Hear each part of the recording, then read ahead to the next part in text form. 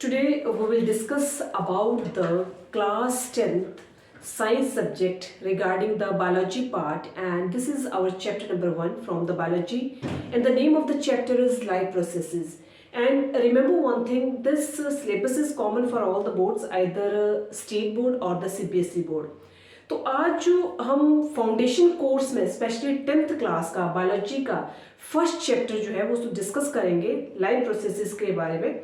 और ये चैप्टर जो है ये सीबीएसई पॉइंट ऑफ व्यू से या फिर स्टेट बोर्ड के पॉइंट ऑफ व्यू से कॉमन चैप्टर है। तो इसमें अब हम देखेंगे कि लाइफ प्रोसेसेस होती क्या है बेटा, what do you mean by the life processes.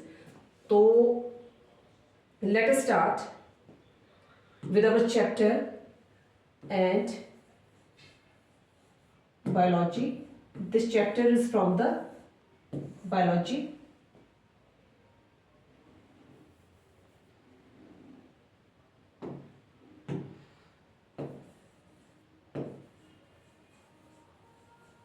Biology. This is chapter number 1.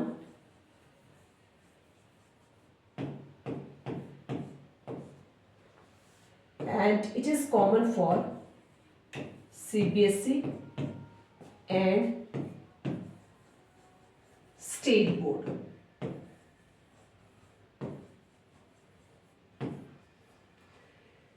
Chapter का नाम है बेटे life processes. Life processes. It is quite easy to recognize life and to distinguish objects with life and those without it.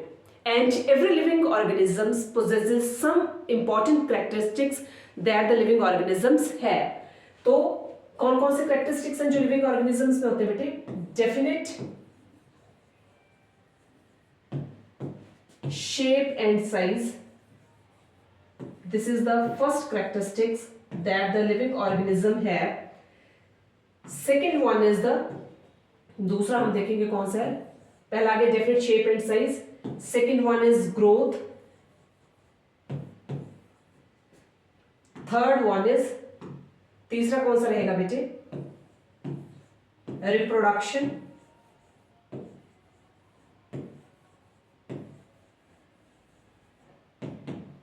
Fourth one कौन सा रहेगा बेटा, definite life cycle, next one is बेटा कौन सा रहेगा वो, metabolism,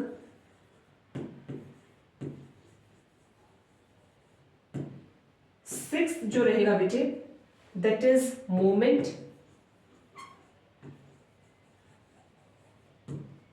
and the seventh one कौन सा रहेगा बेटे, seventh one is cellular structure. तो आज का जो चैप्टर है मेरा बेटे वो है लाइफ प्रोसेसेस। लाइफ प्रोसेसेस के बारे में मैंने पहले भी कहा कि life is distinguish to recognise and to distinguish the objects with life and those without it. कौन से ऑब्जेक्ट्स जो है वो हमारे लाइफ के साथ रिलेट करते हैं और कौन से ऑब्जेक्ट्स हैं जो हमारे लाइफ के साथ नहीं रिलेट करते हैं।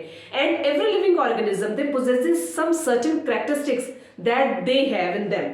Number one is definite shape and size. ये हर किसी लिविंग ऑर्गेनिज्म में होता है कि उसकी एक डेफिनेट शेप और डेफिनेट साइज है। लिविंग ऑर्गेनिज्म ऐसा नहीं है कि वो उनकी शेप जो थी वो डिफरेंट शेप है उन लिविंग ऑर्गेनिजम्स की, और जो साइज है वो भी क्या है, डेफिनेट है। मतलब वो ये नहीं कि वो चेंज होता रहता है। दैट मीन्स जो एक लिविंग ऑर्गेनिजम्स को शेप एंड साइज मिल गया that is to be definite. Second क्या था कि growth. Every living organisms they have the capability to grow, क्योंकि लिविंग ऑर्गेनिजम्स के पास कैपेबिलिटी है ग्रो करने की। Third one is reproduction. Every living organisms they have the capability to reproduce, and in the process of reproduction, ability to produce young ones. And by the process of reproduction, every living organism they have the capability to reproduce, ability to produce young ones. That process is known as reproduction. तीसरा जो हमारा main important characteristic और जो हमारे living organisms में है वो है डेफिनेट लाइफ साइकिल, क्योंकि हर एक लिविंग ऑर्गेनिजम्स का एक डेफिनेट लाइफ स्पैन है। सबसे पहले क्या होता है कि एक बर्थ होती है, बर्थ के बाद क्या होता है कि एक मैच्योरिटी रेट आता है, मैच्योरिटी रेट के बाद क्या होता है एक डेथ रेट आता है। तो हर एक लिविंग ऑर्गेनिज्म का क्या है, एक डेफिनेट लाइफ साइकिल है, एक डेफिनेट लाइफ स्पैन है। नेक्स्ट है metabolism. Every living organisms they have the capability of metabolism. Next, every living organisms they have the capability of movement, क्योंकि जो लिविंग ऑर्गेनिजम्स हैं they move from one place to another place, and whereas in the non-living organisms they do not have any capability of the movement. So only the living organisms they have the capability of the movement, and by this characteristic, by this movement they have the capability to move from one place to another place.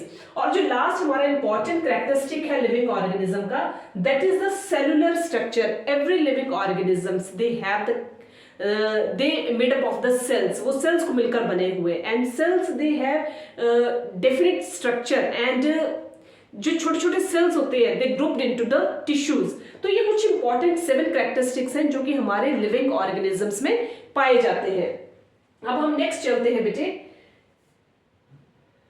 अब हमारा next जो important feature है वो हमारा है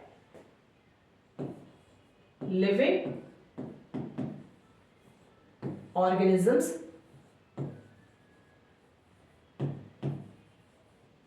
living organisms कौन कौन से इनमें इंपॉर्टेंट कैरेक्टरिस्टिक्स है अब हम देखेंगे। पहला जो है हमारा बेटा वो हम देखेंगे सेलुलर स्ट्रक्चर। ये हमारा पहला इंपॉर्टेंट कैरेक्टरिस्टिक है सेलुलर स्ट्रक्चर का। सेकेंड आता है हमारा न्यूट्रिशन।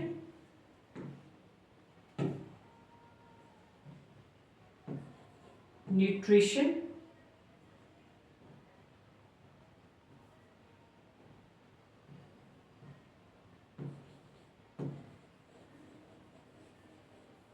न्यूट्रिशन नेक्स्ट है हमारा cellular structure, nutrition, respiration,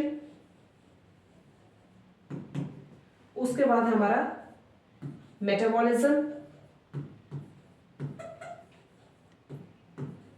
metabolism के बाद नेक्स्ट है हमारा नंबर 1 पर आया हमारा सेलुलर स्ट्रक्चर, सेकेंड 1 पर न्यूट्रिशन, रेस्पिरेशन, मेटाबॉलिज्म। उसके बाद हम देखेंगे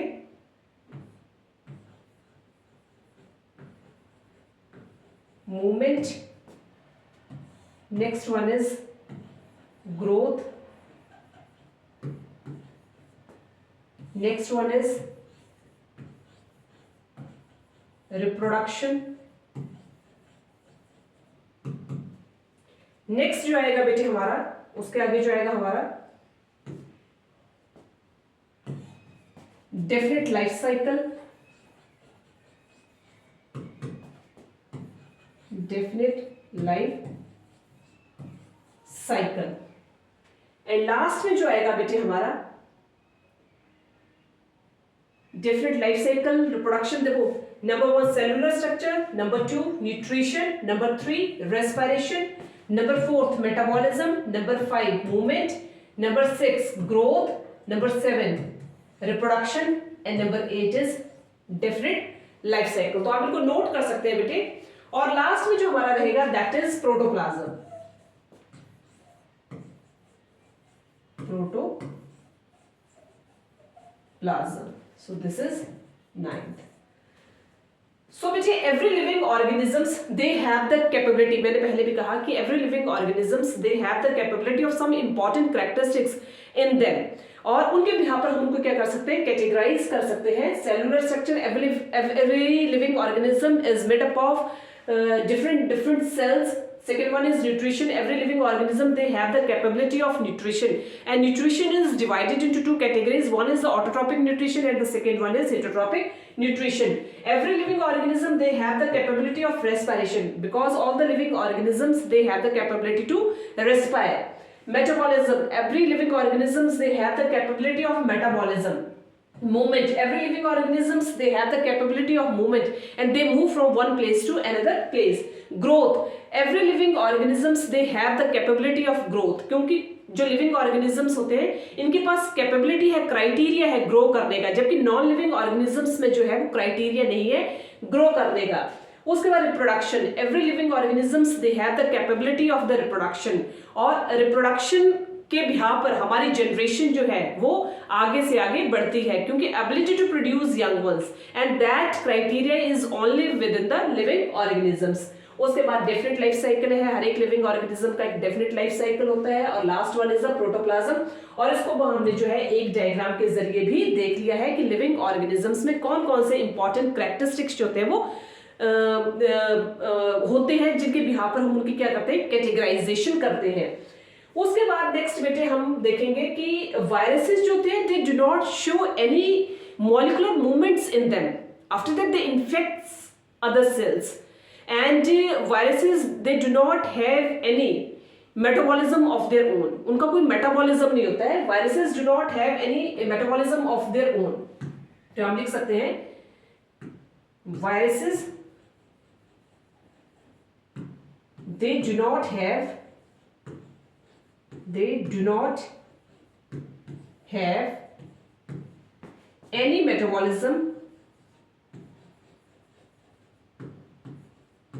any metabolism of their own. तो ये इंपॉर्टेंट ये है कि viruses they made up of number of cells. After that viruses they do not have any metabolism of their own. अब उसके बाद हमारा ये आता है कि बेटे cells they have smaller components in them. Cells they have smaller components in them. तो सेल्स होते हैं इनमें छोटे छोटे कंपोनेंट्स होते हैं. सेल्स है smaller components, smaller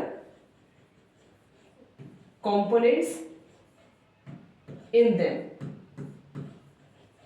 smaller components in them. And these cells are grouped into the tissues. Cells होते हैं ये किस में ग्रुप करते हैं, cells are grouped into tissues. Cells are grouped into tissues.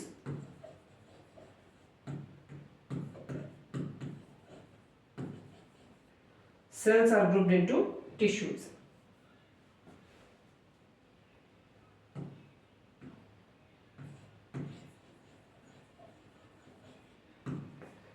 तो ये इंपॉर्टेंट कंसेप्ट है बेटे जो हमारे लाइफ प्रोसेसेस में डिजर्व करते हैं कि सेल्स जो होते हैं they have smaller components in them and after that these cells are grouped into the tissues. और टिश्यूज होते हैं आफ्टर दैट टिश्यूज मिलकर क्या बनाते हैं, ऑर्गन्स को बनाते हैं. ऑर्गन मिलकर क्या बनाते हैं, ऑर्गन सिस्टम को बनाते हैं. And after that there is the formation of the individual. तो यहाँ पर हम देख सकते हैं cells grouped into tissues. Tissues जो होते हैं they are grouped into organs. Organs are grouped into organ system. And after that there is the formation of an individual.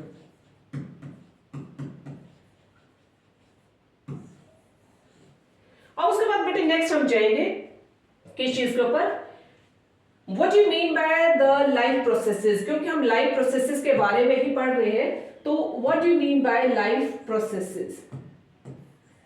Life processes होती क्या है बेटे? What do you mean by the life processes? अब हम life processes के बारे में पढ़ेंगे कि लाइफ प्रोसेसेस होती क्या है. So living beings are called as organisms. Living beings are called organisms. जितने भी लिविंग बीइंग्स होते हैं उनको हम लोग क्या बोलते हैं, ऑर्गेनिजम्स बोलते हैं. Living beings are called as organisms. And life is not a thing. Life is not a thing और ए मटीरियल सब्सटेंस. यहां ये भी चीज कही गई है कि life is not a thing और मटेरियल सब्सटेंस, क्योंकि लाइफ ना तो कोई थिंग है ना ही कोई मटेरियल सब्सटेंस है। जबकि लाइफ क्या प्रोसेस करती है? लाइफ पोजेसेस डेफिनेट प्रोसेसेस और number of series of processes in it. हम ये कह रहे हैं कि living beings they are called as the organisms, क्योंकि जो लिविंग बींग्स है यही हमारे क्या है? ऑर्गेनिजम्स हैं। Living beings are called as the organisms and life is not a thing, life is not a thing और a material substance, where life possesses, life जो थी बेटे वो क्या करती है? Life possesses number of processes, life possesses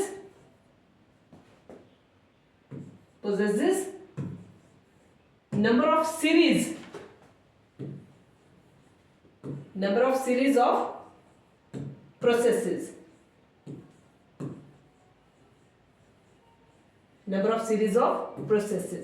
क्योंकि life जो है it is not a material substance और नॉट थिंग, वेयर लाइफ जो है ये number of series of processes को क्या करती है? मेंटेन करती है, क्योंकि लाइफ में सिर्फ एक ही प्रोसेस नहीं आ रही है, नंबर ऑफ प्रोसेसेस जो होती है वो लाइफ में या लिविंग ऑर्गेनिजम्स में क्या करती है? मेंटेन होती है। तो every living organisms they have the capability. अब हम ये कह रहे हैं कि हर एक लिविंग ऑर्गेनिज्म जो होता है उसमें कुछ कैरेक्टर्स या कुछ क्वालिटीज जो होती है वो एक दूसरे के साथ रिलेट करती है। Every living organisms has some important qualities. तो उन क्वालिटीज के बिहाफ पर हम क्या कर सकते हैं? उनको देख सकते हैं कि all living organisms exist some similarities. तो ऑल लिविंग ऑर्गेनिजम्स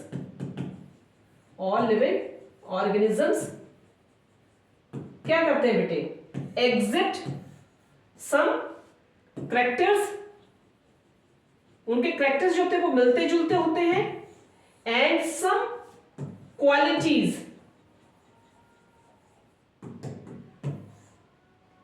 क्वालिटी जो थी वो भी एक दूसरे के साथ क्या करती है? रिजेंबल करती हैं, क्योंकि जो लिविंग ऑर्गेनिजम्स होते हैं उनके कुछ कैरेक्टर्स होते हैं वो आपस में कोरिलेट करते हैं और कुछ जो क्वालिटीज होती हैं वो भी आपस में क्या करती है बेटे? रिलेट करती हैं एंड देयर एक्टिविटीज जो होती हैं, क्वालिटीज कैरेक्टर्स जो होते हैं वो उनकी किस चीज में कोरिलेट करते हैं? एक्टिविटीज में कोरिलेट करते हैं। कुछ एक्टिविटीज में जो होते हैं वो मिलते जुलते होते हैं, उनकी कुछ क्वालिटीज एक्टिविटीज में मिलती जुलती होती है, कुछ कैरेक्टर्स जो होते हैं उनके एक्टिविटीज में जो होते हैं वो मिलते जुलते होते हैं। अब हम ये देखेंगे कि होता क्या है बेटे इसमें, कि इट इज वेल नोन, अगर हम देखें कुछ एनिमल्स है हमारे पास, it is well known that some animals है, अगर हम कुछ एनिमल्स के नाम ले बेटे, such as cat, dog and snails, these are the animals. अगर हम एनिमल्स में देखते हैं such as cat, dog and snail, और अगर हम प्लांट्स में देखते हैं बेटे, एंड इन सम प्लांट्स, अगर हम प्लांट्स की बात करें तो प्लांट्स में हमारे कौन कौन से कैरेक्टर जो भी वो रिजेंबल्स करेंगे, सच एज आपका है ferns, tulips,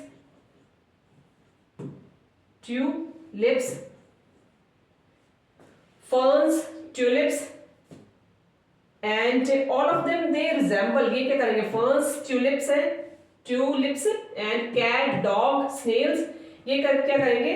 they resemble in the character, इनके कैरेक्टर जो होंगे वो आपस में क्या करेंगे? मिलते जुलते होंगे and they possesses a quality, character और quality में क्या करेंगे? ये रिलेट करेंगे, क्वालिटी।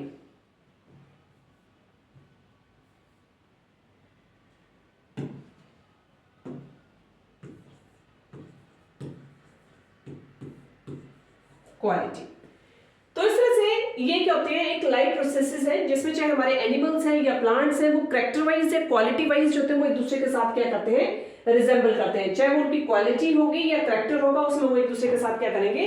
रिजेंबल करेंगे। अब लाइफ प्रोसेसेस होती क्या है बेटे हमारी? क्या होती है life processes? What do you mean by the term definition? Life processes, the basic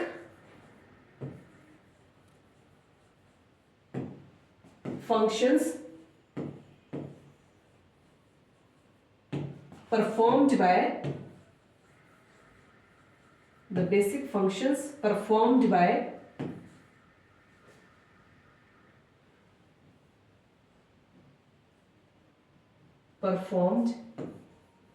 by various living organisms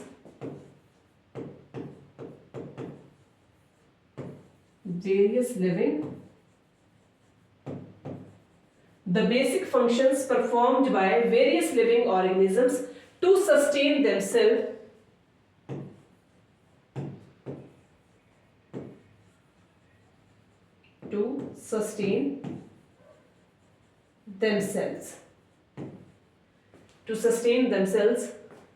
are called life processes. आप इसको नोट कर सकते हैं बेटे, are called life, ये आपका लाइफ प्रोसेसेस है, आर कॉल्ड लाइफ प्रोसेसेस. अब उसके बाद है बेटे, every living organisms perform some basic functions. कौन कौन से वो? एवरी लिविंग ऑर्गेनिजम्स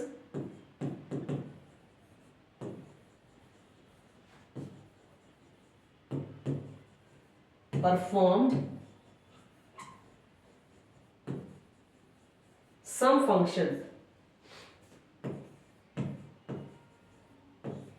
अब वो कौन कौन से फंक्शंस हैं जिनको लिविंग ऑर्गेनिजम्स परफॉर्म करते हैं बेटा?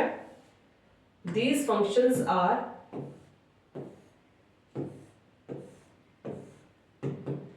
कौन से फंक्शंस हैं जिनको परफॉर्म करेंगे? Number 1 is nutrition.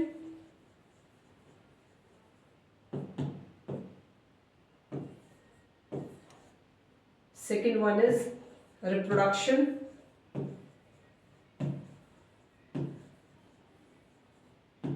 Third one is transport of material.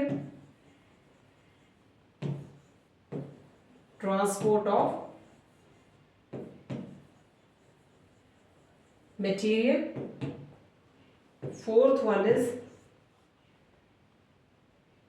blood circulation.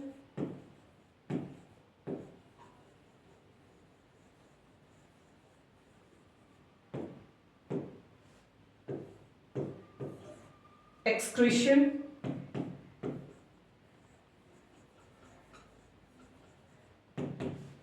कौन कौन से वो बेटे देखो? न्यूट्रिशन, रिप्रोडक्शन, उसके बाद कौन सा है? Transport of material, blood circulation, उसके बाद कौन सा है? एक्सक्रीशन. और ये कौन सा? नंबर 5 हो गया एक्सक्रीशन जो है बेटा. उसके बाद आपका आ जाएगा रिप्रोडक्शन. तो हो ही गया आपका. हाँ, तो ये कुछ हमारे कैरेक्टरिस्टिक्स हैं जो कि लिविंग ऑर्गेनिजम्स क्या करते हैं? परफॉर्म करते हैं. नंबर 1 पर न्यूट्रिशन, सेकंड 1 पर रिप्रोडक्शन, थर्ड 1 पर transport of material, blood circulation and excretion. All these functions are to be performed by the living organism. अब आज इसमें हम थोड़ा सा एक डिस्कस करेंगे न्यूट्रिशन के बारे में कि न्यूट्रिशन में क्या होता है बेटे. न्यूट्रिशन, अब न्यूट्रिशन क्या है? अब न्यूट्रिशन में हमें ये देखना है बेटे कि न्यूट्रिशन क्या चीज होती है. The intake of food together followed, the intake of food, the intake of food followed together by its utilization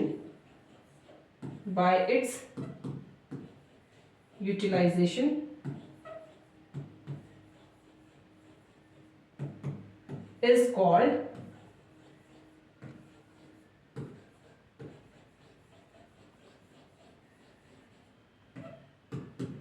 note कर सकते हैं बेटे आप इसको. The intake of food together followed by its utilisation is called nutrition. तो this is nutrition. अब nutrition further हमारा बेटे 2 टाइप्स का है. कौन कौन सी टाइप्स का है? It is further again of 2 types. Nutrition जो है, nutrition is again of 2 types.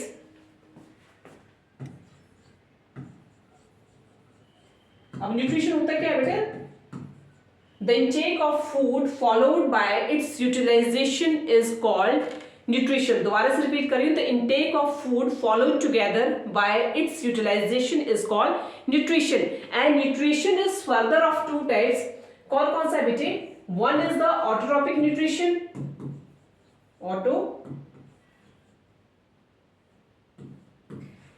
Autotrophic nutrition.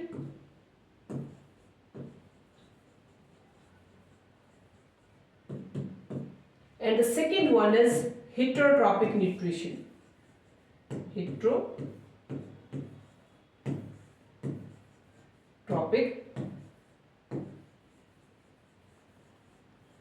Nutrition. अब ऑटोट्रॉपिक न्यूट्रिशन क्या होता है बेटा?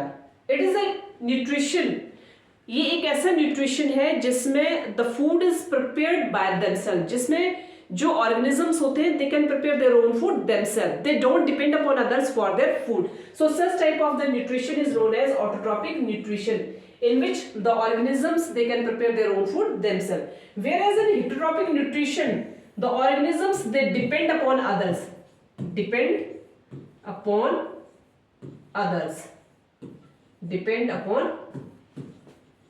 others for their food.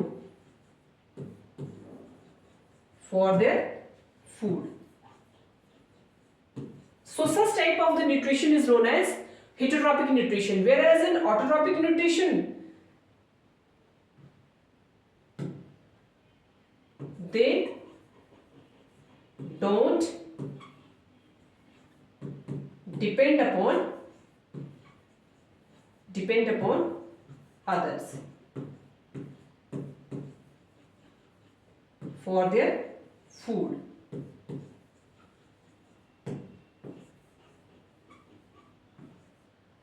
So such type of the nutrition is known as heterotrophic nutrition. The basic utilization of the food by the organisms, the basic utilization of the food followed by the organisms is called as the nutrition, and nutrition is further of two types, autotrophic nutrition and the second one is the heterotrophic nutrition. Autotrophic nutrition is that type of nutrition in which the organisms they don't depend upon others for their food. So such type of the nutrition is known as autotrophic nutrition. Whereas in heterotrophic nutrition, the organisms they depend upon others for their food. So such type of the nutrition is known as heterotrophic nutrition. तो बेटा आप इसको अब note कर सकते हैं, तो rest जो है वो हम कल करेंगे. अब इस चैप्टर से रिलेटेड हम एक क्वेश्चन जो अभी हम करेंगे, what criteria do we use to decide whether something is alive और नॉट. एक हम क्वेश्चन कर लेंगे बेटे, और वो क्वेश्चन है आपका इसी से रिलेटेड क्वेश्चन है हमारा, what criteria do we use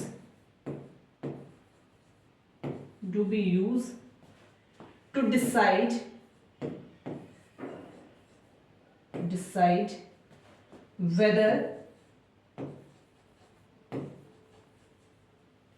whether something is alive or no. इस क्वेश्चन को बेटे अच्छी तरह से पढ़ ले. What criteria do we use to decide whether something is alive और नॉट.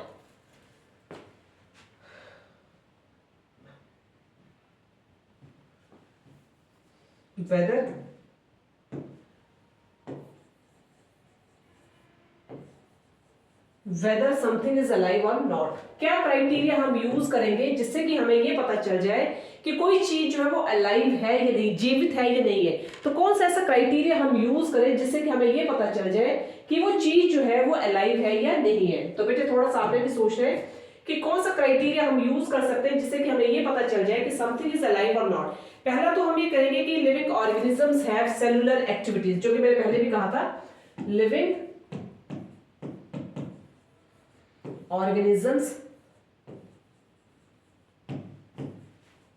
have cellular activities. अगर उनमें सेलुलर एक्टिविटीज हैं तो हमें यह पता चल जाएगा कि समथिंग इज अलाइव और नॉट. ठीक है. सेकेंड कैरेक्टरिस्टिक हमारा क्या हो सकता है कि living organisms have organisms have definite shape and size.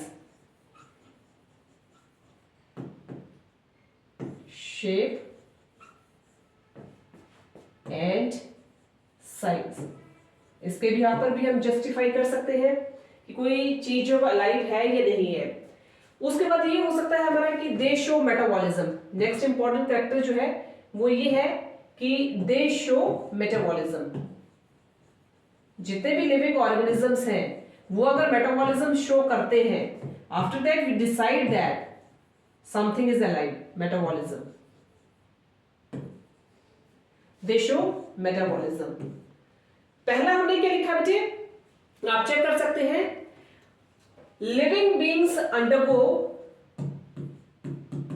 Living beings undergo repair and damage.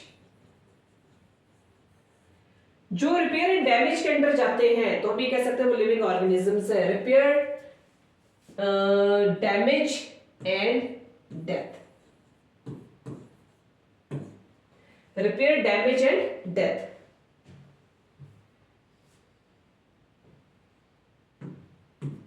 Repair, damage and death.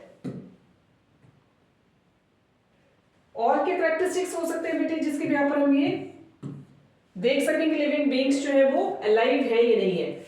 Living beings respire, living beings respire. Living beings show movement,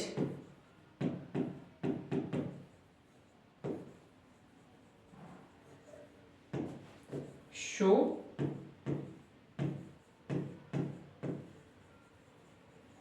movement. So there are some characteristics, or this is the criteria on the behalf of that we decide that something is alive or not. तो बेटे ये question इसलिए करवा दिया गया क्योंकि life processes से ही relate ये क्वेश्चन आपका करता था कि what criteria do we use to decide whether something is alive और नॉट। तो उसके लिए हमें क्या करना पड़ेगा कि एक तो ये कि लिविंग ऑर्गेनिजम्स होते हैं they have the cellular activities. Living organisms they have different shape and size.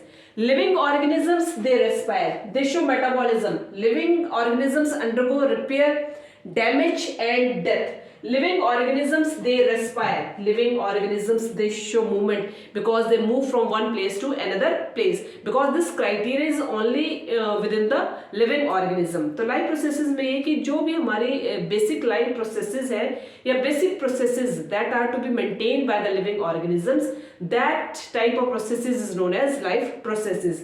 तो बेटे आज जो हमने life processes से related एक उसका एक introductory part पढ़ा और थोड़ा सा हमने लाइफ प्रोसेसेस के बारे में पढ़ा कि लाइफ प्रोसेसेस होती क्या है और लिविंग ऑर्गेनिजम्स कौन कौन से इंपॉर्टेंट कैरेक्टरिस्टिक्स को एग्जिबिट करते हैं। जैसे मैंने कहा न्यूट्रिशन है, सेलुलर स्ट्रक्चर है, रेस्पिरेशन है, different shape, size and growth है, उसके बाद प्रोटोप्लाज्म है या फिर मूवमेंट है, मेटाबॉलिज्म है। All these characteristics are to be exhibit by the living organism. और उसके बाद एक इससे रिलेट करता हुआ एक हमने इंपॉर्टेंट क्वेश्चन पढ़ा जो कि what criteria to be used to decide whether something is alive और नॉट। तो इन चीजों को बेटे आप जो है वो अच्छी तरह से इसका इंट्रोडक्टरी पार्ट को पढ़ लें क्योंकि लाइफ प्रोसेसेस जो है वो बहुत इंटरेस्टिंग चैप्टर है और इससे रिलेटेड जो एक इंपॉर्टेंट क्वेश्चन था वो भी हमने कर लिया है।